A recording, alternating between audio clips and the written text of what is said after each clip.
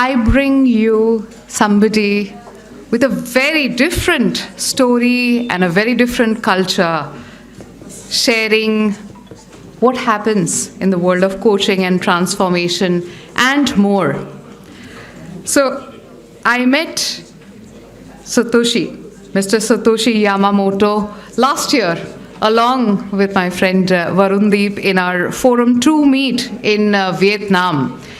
And we all had to share stories. It's a meet where all the presidents of different part of Asia Pacific, we come together, we learn together what you are all, being shared over there.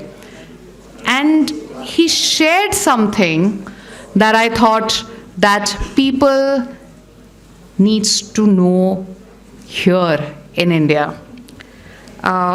So may I invite Satoshi to come and share the Japan story. Please welcome him. Very quickly, he's an executive coach, leadership facilitator, a former international banking leader with over 3 decades of experience of global markets. He has held senior leadership roles in JP Morgan Chase, corporate bank, and even been a CEO in a venture business in Japan. Today, he partners with senior leaders across banking, consulting, technology, manufacturing, helping them navigate transformation, complexity, and cross-cultural leadership. But trust me, what's not written here, what's not there in LinkedIn is I'm bringing to you. So a big round of applause for the ICF, Japan's President, Satoshi Yamamoto. Thank you. Thank you, Devesh. Appreciate it. Sure. Okay. Hello, everyone. Thank you, Devesh. Hello, everyone. It's a great honor and pleasure for me to be here. My name is Satoshi Yamamoto. As Devesh kindly introduced me, I'm currently the president of Japan chapter of ICF. I'm the 4th president since the establishment of 2008. And before that, there were 2 presidents as Tokyo chapter from 2006. So that's where I came from. And Devesh said, I can do anything. So, but I was hoping to bring some stories for you. I prepared 3.5 to 4 stories, so I'll be very quick. And I want to make this engaging, of course. So I would like to ask your help. Would that be okay? Yes? Oh, great. That's what I wanted to hear. So I'm going to say something. I'm going to sing something. And then I want you to say yes, yes, yes, like you just did. So it goes like this. I'm going to share your story. Yes, yes, yes. Great, beautiful. Can I do it again? I'm going to share your story. Yes, yes, yes. Thank you very much. Beautiful. So between those 3 stories, I'm going to do this, right? And the first story, I'm going to share your story. Yes, yes, yes. Thank you. So this was about 50 years ago. A 7-year-old boy who spent 5 years in the United States came back to Japan. So he was 7 years old, 5 years in the United States. He spoke Japanese because he was in a Japanese family, and he joined a Japanese school in a rural area of Tokyo, Saitama Prefecture. And he had to face something that he didn't face before to adjust to the culture. And I don't know how he did it, but in the beginning, he really had a difficulty. It was 50 years ago. There were no foreigners around in the rural area, and the adult guys were waiting for him on the way back home. Hey, Gaijin, can you speak English? Say something, Satoshi. Oh, I said that. So this boy's name was Satoshi Yamamoto. That's why I know the story. And thank you. So there was these kids waiting for you with sticks, stones, running after you. So Satoshi learned how to fight, probably. And within a year or 2, he became just like another Japanese kid. And nobody knew that he was in the United States. So what happened to him was he forgot. He completely forgot about his days in the United States and English. And that was, so, and the thing is, I still don't have any memory from my 2 to 7 years old. Maybe few pictures of kindergarten or home, and that's it. So what do you think this was? So later, when I grew up, I didn't realize it. The one thing happened also was I forgot English, but when we restarted learning English, I could tell the teacher's English pronunciation was not the one that I learned back when I was a kid. So that was the only memory I had. So I actually struggled in English in Japan too. But anyway, what do you think happened here? So I still don't have memory. So listening to this story, please coaches, can you think of a good coaching question for me? Just turn to someone next to you and share what you think. What is your coaching question here? When you hear this boy who has lost his memory and is wondering what happened, or trying to digest. Okay. So who has it? What does it mean to you? What is your take? Probably, yes. So I think what does this mean to me is, so I still don't have it, and I think something inside of me protected me, like immune system, right? I had to be a regular Japanese boy, like everybody else. I had to be the same, and I became the same. And in order to do that, it maybe went too far, and just hold my memory somewhere where I cannot reach out anymore. But it works. So I'm wondering now, after having several coaching conversations, remembering what happened to me and who I am, so maybe we have something powerful to adjust in any circumstances or anything in your life. And maybe it can go too far sometimes, and without knowing it. So we are adjusting every moment to what's happening to us. And we don't know how we are adjusting, actually. But we are adjusting. And we don't know if it's going too much or we're okay. So what can we do about that? And the best solution I have now is coaching. So coaching conversation, a dialogue with your coach or peer coaching, that helps me a lot, a great deal, to realize what was happening to me and what does it mean to me now and what can I apply from that. And that's very, very powerful. And I'm so happy that I get to do this for a living. So that was story number 1. I'm going to tell you a story. Yes. So story number 2. Story number 2 comes from my grandfather. I remember when he told me this story, I was in a futon, like a bed in Japan. Do you know? On a tatami straw mat, we place the pillows and we sleep in the futon, and which we can pile and store during the day. So in a traditional Japanese house, it was winter, very cold.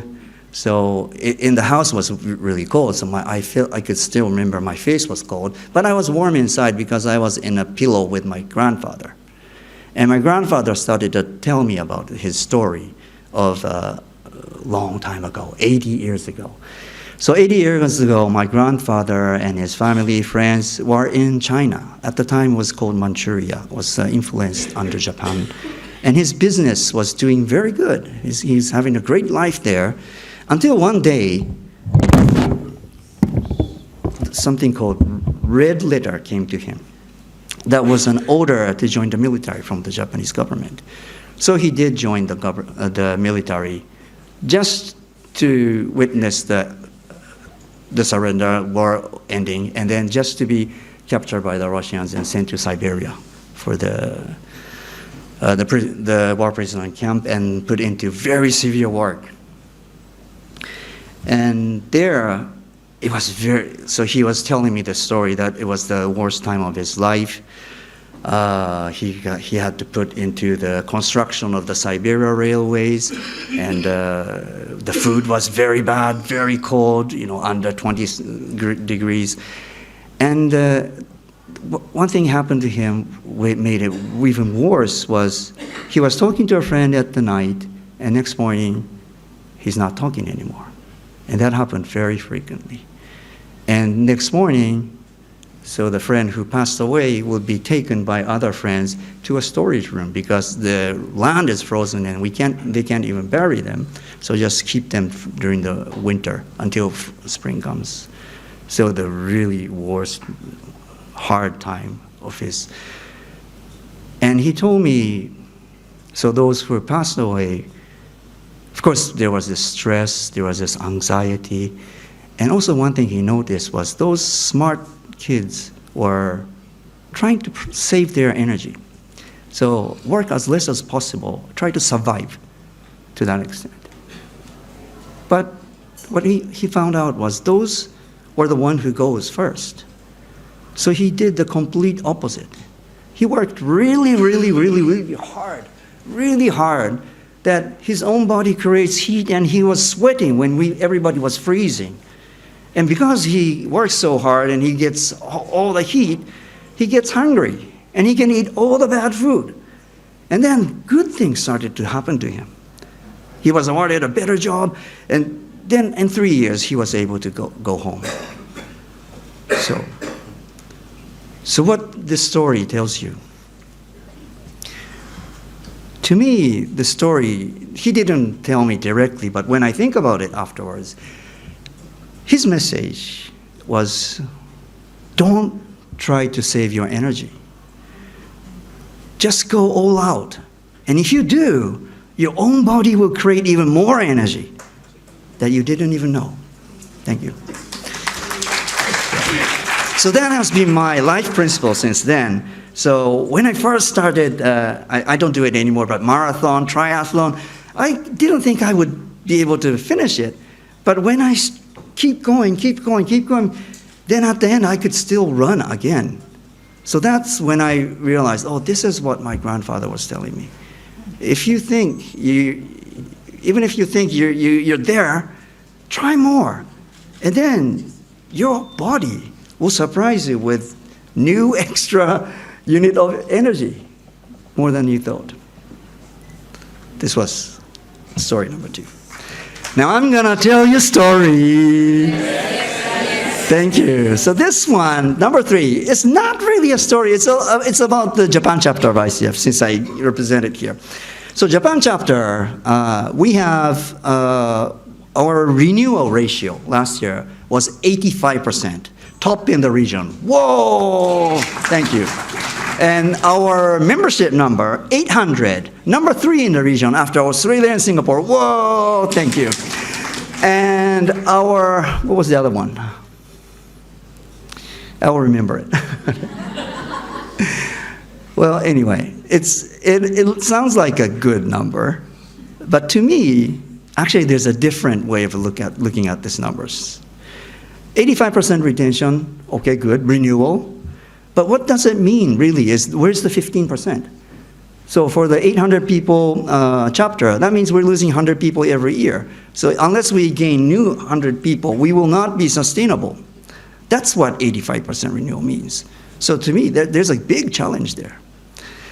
Okay, number 3 in the region after Singapore and Australia and Singapore, what does it mean?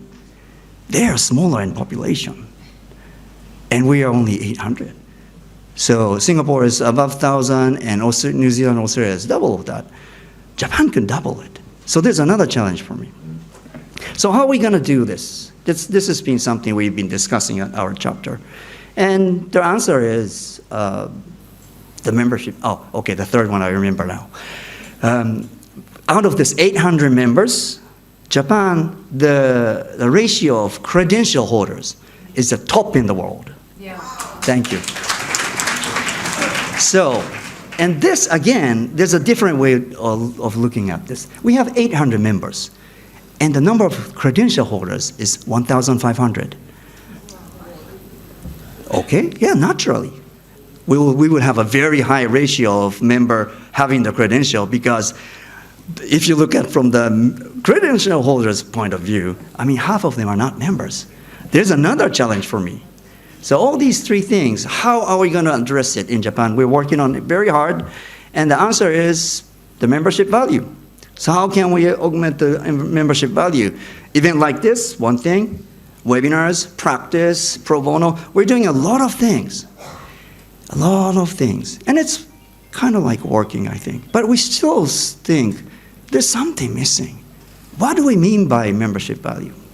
And now, to explain you this, I need to go to my last story. I'm going to tell you a story. Yes. Thank you. I really love this. So, my last story. One day, it's just recent, 2 weeks ago actually, 2 or 3 maybe.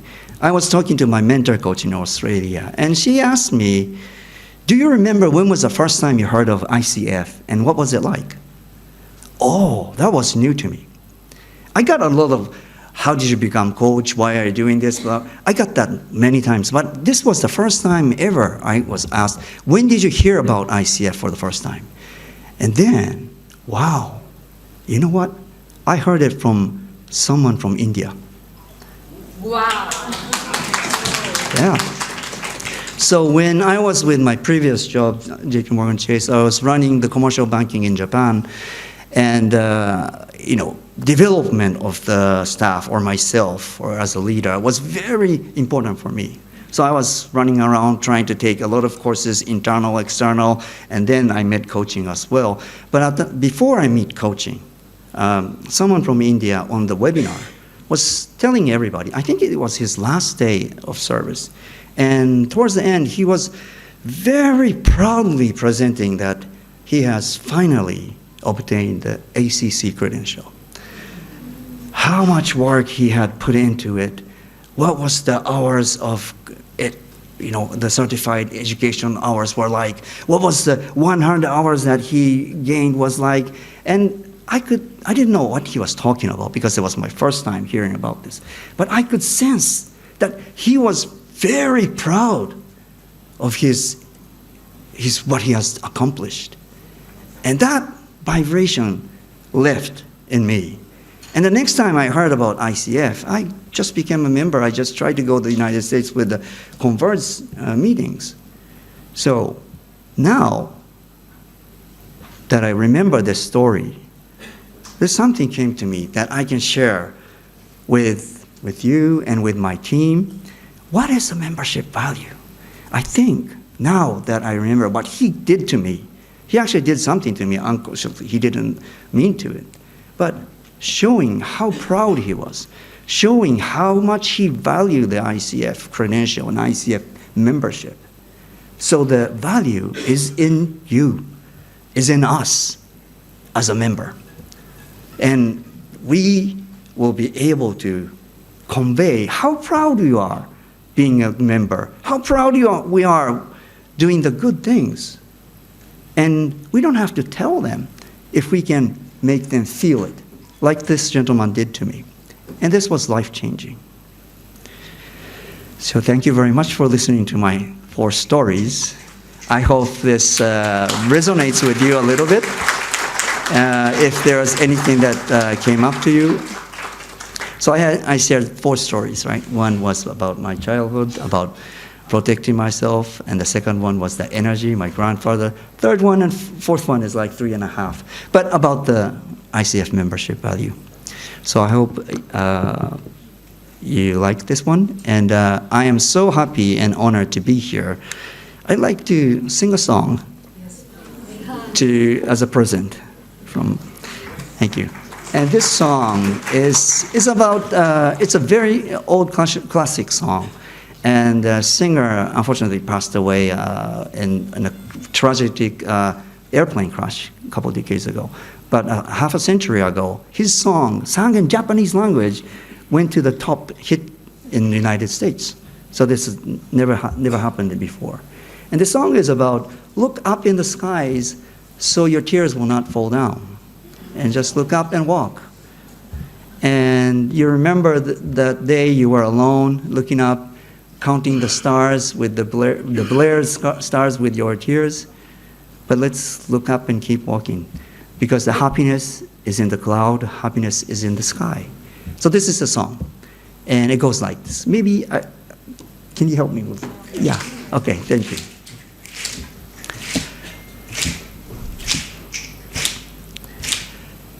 上を向いいて歩こう涙がこぼれないように思い出す春の日一人ぼっちの夜上を向いて歩こう涙がこぼれないように思い出す秋の日一人ぼっちの夜幸せは空の上に幸せは雲の上に上を向いて歩こう滲んだ星を数えて思い出す秋の日一人ぼっちの夜一人ぼっちの夜 Thank you so much. Thank you. Thank you.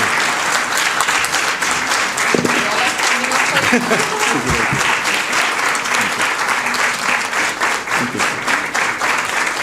Yes. Okay.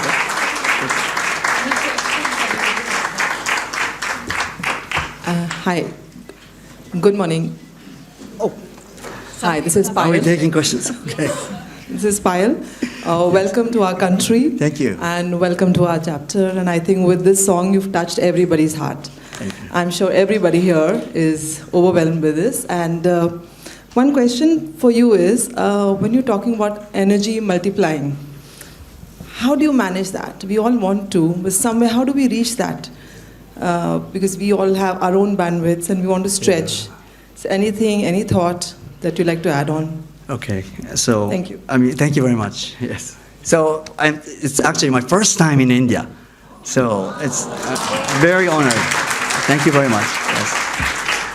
So how do I do that energy? Well, the simple question is, since we are here, it's hard for you to do it yourself. You think you know it, but you may want to verbalize it, and the partner is the coach. That's the simplest answer that I can think of. Thank you. And you could be your self-coach too. So what am I thinking? Is this the thing that I think I can't do? Is this because that's how I think only, or is it really true? What are the elements there? And by just not thinking but pronouncing it makes a difference. And that's the beauty of coaching, talking to somebody else. And then coach may ask you a question that may shift your angle so you can, find something new. I don't know if this answers your question. But, Sure, it helps. Thank you. But to me, energy is something that I believe, I'm very confident because of this, story, that it's always there to help. So I will try to almost exhaust energy all the time. And I feel it's coming more and more amplifying. So my invitation is to try and use it all. Thank you. Thank you very much.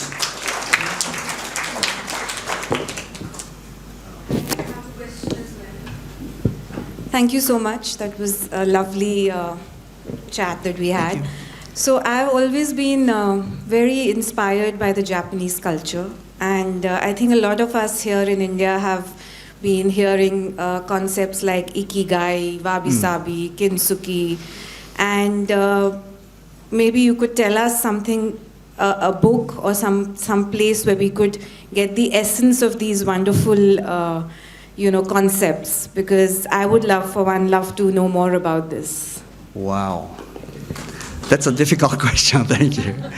Well, when you said ikigai, there's a book called Ikigai that came to my mind. What would be actually, there's a book called Book of Five Rings, Miyamoto Musashi. And actually, I have a workshop that I'm trying to reorganize our thinking about coaching using that 5 rings. So Book of 5 Rings, I think this concept is very familiar to you too, the 5 elements. So it goes with 5 roles, Book of Land, Book of Water, Book of Fire, Book of Wind, Book of Emptiness, Voidness. So this concept is very familiar with you, right? And he organized it for the strategy or philosophy. And I would like to apply that to coaching. And then I did a workshop in the United States, which was pretty well received at UC Berkeley. And possibly I will extend it. I will write a book. Thank you.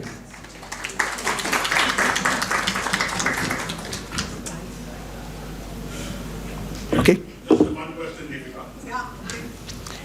So, while you were coming from the airport last night, you were sharing that you had this glorious observations about cab drivers winking at each other and drawing energy that is unparalleled in the globe. How would you take this and share it with your ICF colleagues? Okay, thank you very much. So, yes, I was sharing a story, observation. From the airport just to the hotel, I saw something I will not see in Japan. The traffic. How skillful the drivers are. But, and then my sense was there's a difference in expectation, obviously. Right? And we expect to each other what's going to happen next. Is he coming towards me or can I go? Is that space for me or for him? Right? And there's some communication even, or some culture behind that. Because if you come to Japan, the line has meanings. But here, right? Not necessarily, right? If there's a space, you get to go there. But when I apply this to coaching, so this is expectation in communication, right? So we think we're conveying something, but maybe we're still in that line. We never crossed. So I think I was inspired after 1 hour I arrived here. Yes. And that's also, there's a clear rule in the chaos, right? So very deep. Clarity. There's a clarity. There's a rule, right? There's an expectation, although it looks like chaos, but there's a clarity there. That's your culture. Beautiful. Hi. Yeah. Excuse me. Hi. Mr. Satoshi. Thanks for the great light talk. Thank you. And your grandfather's story was really very motivating. In 2016, I attended International Congress of Psychology in Yokohama. Yeah. And staying there for a week, seeing the conference people and the Japanese population in general, the country stands out very different from the others, very peaceful. There's no chaos, there's no noise. The most silent, but very energetic people. So what's the secret behind it? You talked of energy, but there it seemed to be like very peaceful and wonderful culture of not interfering with anybody. Not aggressive at all. What's the secret? That's a very deep question. I think it's history. And you have very rich history too. And so I would not say which is good or bad. It's different. And I have very high respect to your culture and your people's attitude and the humbleness that I feel from everybody. And so it's different way of we act in the different way we've formed our culture. And in Japan, I think because of the closed ears for 400 or even more, and the mobility within the country was also prohibited. So you get to know everybody you deal with throughout your life for generations. And that actually, I think, influenced a lot of our culture, the expectation. So, we say it's a high context communication, right? You don't have to say everything because they will know it, or you're not even supposed to say too much because that will be disrespectful, right? So that was formed. And so in Japan, actually, speaker, listener, which is hard, it's actually the listener. When you have a book, reader, writer, which is hard, actually it's a reader. Because you have to read between the lines, or you have to listen what's not said in our culture. And I think I may be digressing, but I think that's where the politeness or the energy that is kind of looked like hidden is coming from. That's what I think now. Hi, I have a question. One last question. I know we can go on, but you can have a conversation with him. He's available throughout the day. But so thank you so much, and I hope you'll understand. Yes. So I'm going to share a story. Go. Yes, yes, yes. So, thank you very much. 1, 2, 3. I'm going to share a story. Yes, yes, yes. Thank you very much for sharing some amazing stories. Coaching is a power to adjust to every moment of life. Thank you very much. And don't try to save your energy. Just go, go, go. Thank you. Thank you very much. I'd like to now invite Rahul Baswani, MD Lumina. He's our presenting partner too, and Devishi to felicitate Satoshi. And there's a little context to it. He's the ICF President, ICF Japan, me, current president, and the person who founded. I don't know if many of you know that. Like when Delhi ICF chapter was formed, and it was not a chartered chapter, I think 12, 13 years ago, this gentleman got this group together, the circle together. And it's a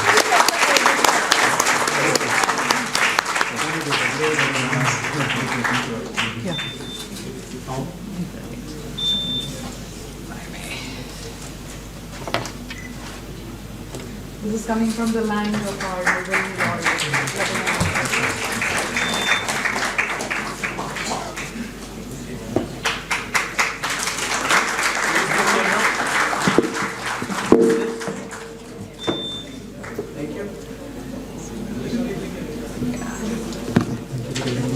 I was waiting for